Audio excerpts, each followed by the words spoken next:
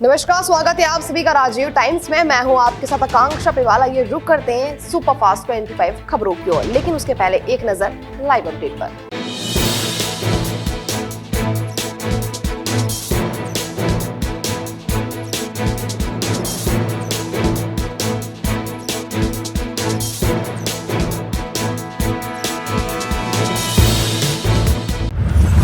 बढ़ते खबर की ओर, जहां कांग्रेस ने प्रधानमंत्री को चाय वाला दिखाकर एआई वीडियो पोस्ट किया। भाजपा बोली मोदी का मजाक उड़ाया, जनता कभी माफ नहीं करेगी। रुपया सबसे निचले स्तर पर आया, 90 रुपए 5 पैसे तक गिरा। विदेशी निवेशक लगातार पैसा निकाल रहे हैं, डॉलर की मजबूती से दबाव बढ़ा।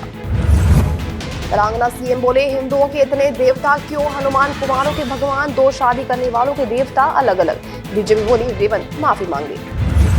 रायपुर में वनडे नहीं हारा भारत, दूसरा मैच आज। बाबूमा महाराज की वापसी से साउथ अफ्रीका मजबूत, रोहित 20,000 रन के करीब। भारत क्यों नहीं मिल रहा रूस से सस्ता तेल, अमेरिका, सऊदी और यूएई से खरीद बड़ी, ट्रंप की धमकियां या कोई और वजह।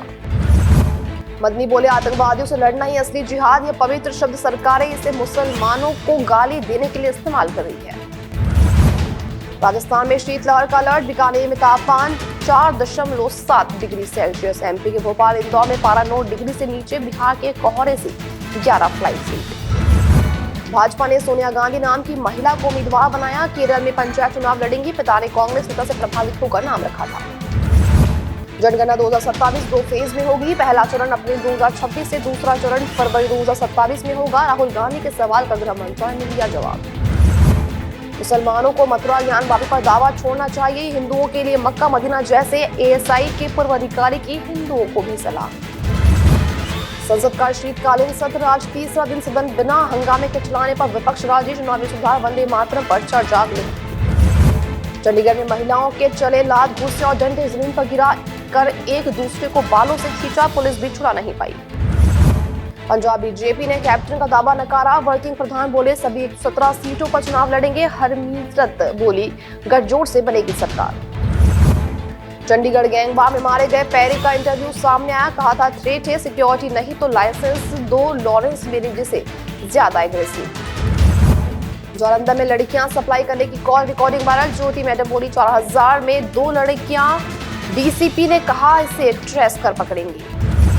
बनभूलपुरा अतिक्रमण मामले में सुनवाई टली, सुप्रीम कोर्ट ने दी 10 दिसंबर अगली तारीख। हल्द्वानी में हाई अलर्ट, 400 जवान तैनात। हरिद्वार पहुंचे धर्मेंद्र की अस्थियां, वीआईपी घाट पर विसर्जन। सनी बॉबी देओल समेत पूरा परिवार मौजूद, मीडिया से बनाई दूरी।